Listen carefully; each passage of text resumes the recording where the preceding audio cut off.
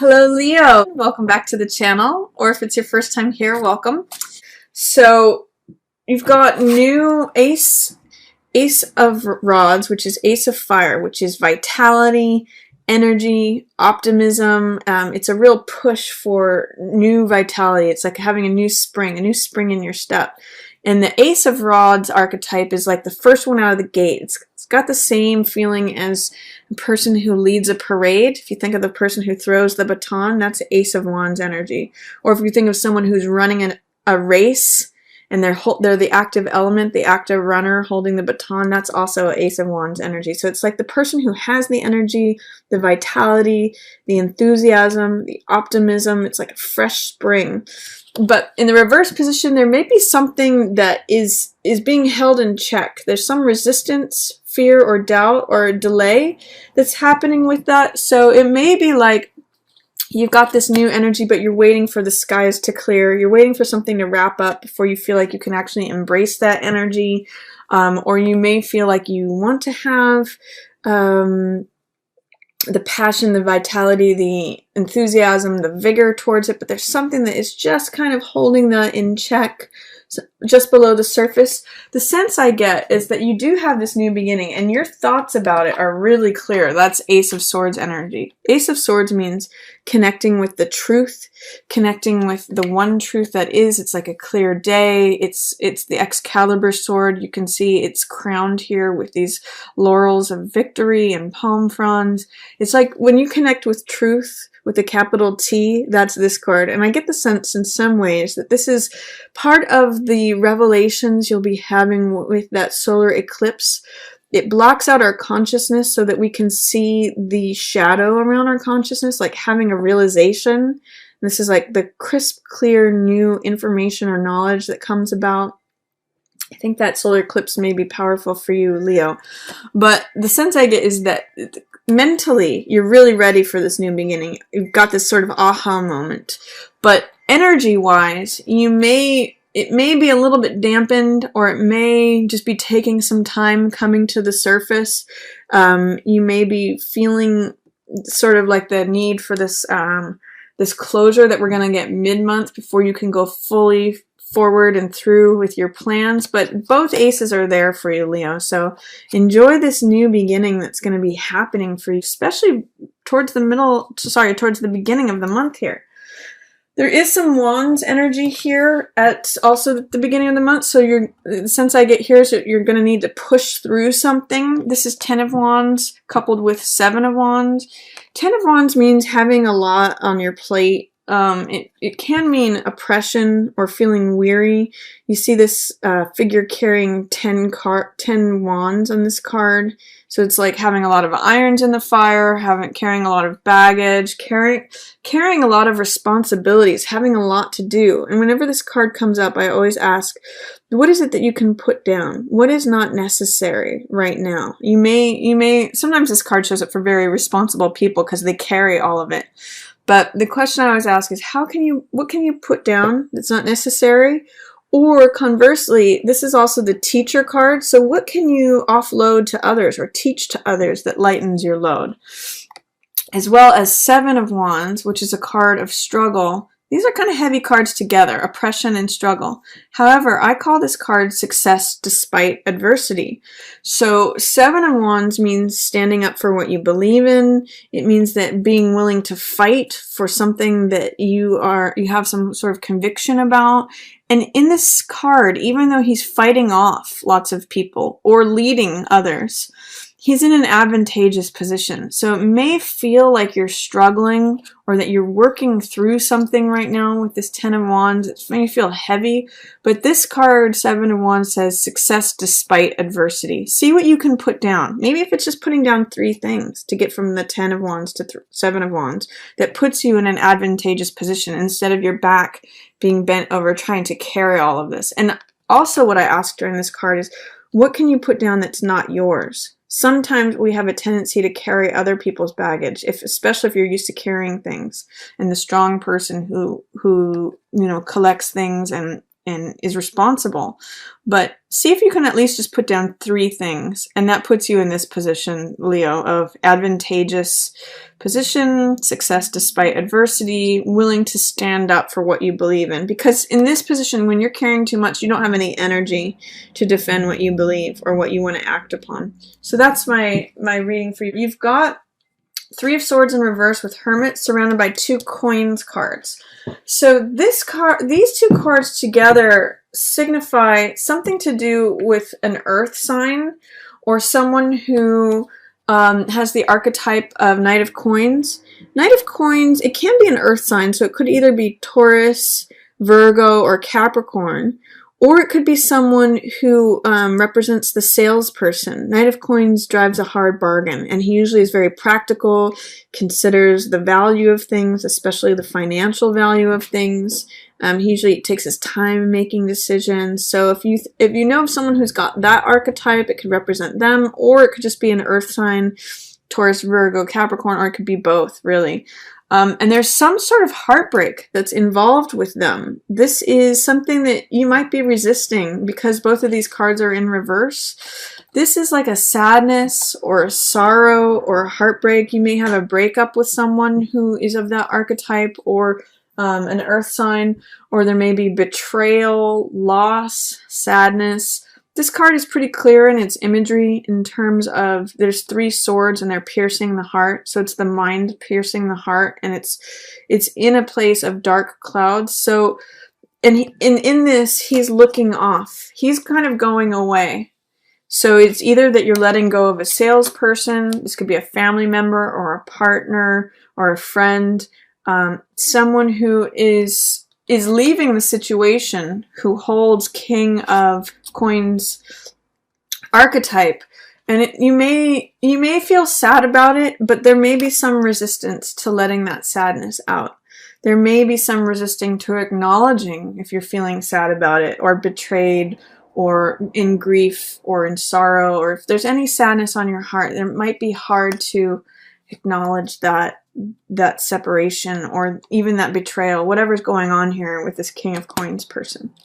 Regardless, I wouldn't put any trust or faith in King of Coins, Knight of Coins, because he's not in the upright position. He's not seeing things clearly. He could either be ill, or he could be not representing himself correctly, or he doesn't have your best interest. He's not capable right now of having your best interests in mind. So that's what's going on with him. I also see that you may feel kind of left out in the cold, but you also at the same time may be trying to see the real truth of the matter. Hermit is a card that is a spiritual disciple, and he goes up into the mountains to discover the truth and then hold it up for the rest of humanity. So he's got sort of loner energy, but he's also got guru energy. It's like the hermit who goes into the mountains to study the truth, to ponder the heavens, and then he holds it up as a light for all of humanity to see. So there's a way in which, Leo, in the middle of the month, even with this going on, you're really wanting to see to the heart of the matter. You're really wanting to see what is actually true. What can I rely upon? You're casting away all the things that have to do with the world, like status, reputation, money, social endeavors, gossip, all those things Hermit doesn't really care about. He just really wants to see what's the truth. So that's going on middle of the month for you. You might want to just take a retreat when this card shows up, because Hermit separates himself off from the rest of society to really acknowledge the truth of the matter. It might be in relation to what's going on. He's holding up the lantern in relation to this situation. So they might be wanting to gain insight about and really take a cold, hard, austere look at what's gone on here. So then this card also, it may impact your finances, and this is for someone who holds on to the money, who has the money, 4 of Coins, and it's a very stable card in terms of money, but sometimes it can block your heart. If money is your main consideration, it can almost immobilize you. That's 4 of Coins energy, because it means having the money, but also kind of feeling immobilized and fearful about money. It means not willing to let anything go. Like, this is a card of a spendthrift. But you can also see it may not allow any more money to come in. This guy's blocking his heart because he has so much money on his mind and he's trying to hold on to every last cent. So when I see this card, I always say, see if you can work with loosening up and freeing up some of the energy regarding money. See if you can like give something out and then see what you can receive back, because this can keep you a little bit immobilized and kind of block your heart a little bit. And then towards the end of the month, I get the sense that this is after the Mercury retrograde goes back direct. You have a lot of beautiful abundance, cups, love energy happening. So first of all, we have Empress. And, you know, this too, in this line with this Knight of Coins and Ace of Wands, in the sense I get is that through him leaving, there's an Ace of Wands new beginning that's available, but there might be some fear, doubt, or resistance about having the energy, the motivation, and the stamina to begin it. But you are here as Empress, prosperous, feeling full, feeling satisfied, feeling rich. There may be some resistance or some fear or some doubt about whatever the situation depicts, him being in an upside down position, leaving, and this ace that's in resistance. Once that happens though, or you get through that, a sense I get is you end up here as Empress. And this is the woman who sits on her throne. She's got authority, power, wealth, riches, abundance, everything around her grows. And she's connected with this feminine, intuitive element. It's one of the most feminine cards in the deck. So it's all about receptivity, receiving wealth, receiving abundance, allowing things to be fertile and to grow. So this is a very powerful card. This is a major arcana. If you think about going from this kind of austerity, this hermit, which really has no possessions, kind of has nothing, he's just concerned with the truth, working with this energy of Four of Coins, you know, feeling like you have to hold on to everything, and then ending up here as Empress, where she can just shower whomever she likes with coins because more money is always coming in. She's just like, you know, she's got money coming in and going out. It doesn't really matter. It just surrounds her always. Everything grows with what she touches. Interesting difference between Four of Coins and Empress is that this can be like the Midas card, where everything he touches turns into money, but it entraps him. She's almost the opposite of that, is that everything that she gives out grows around her, and therefore she's showered with all these wealth and riches. She gives birth to things, and therefore she, you know, flowers grow around her, sheaves of wheat, trees, waterfalls happen. I mean, it's just like everything is abundant and full and rich around her. This is a similar card to the archetype of Demeter or Ceres, which is the harvest goddess. So she's the goddess of the summer and the spring, summer, and fall, the harvest season. And her daughter is Persephone, who is the goddess of the winter and the time when things fade. But she's the time of when things grow. So whatever you want to give birth to, Leo.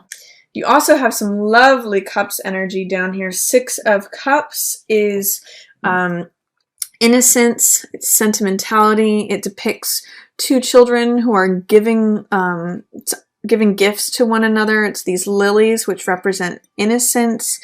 And it's sort of like the childlike wonder that you experience with someone else who may make you feel like a child.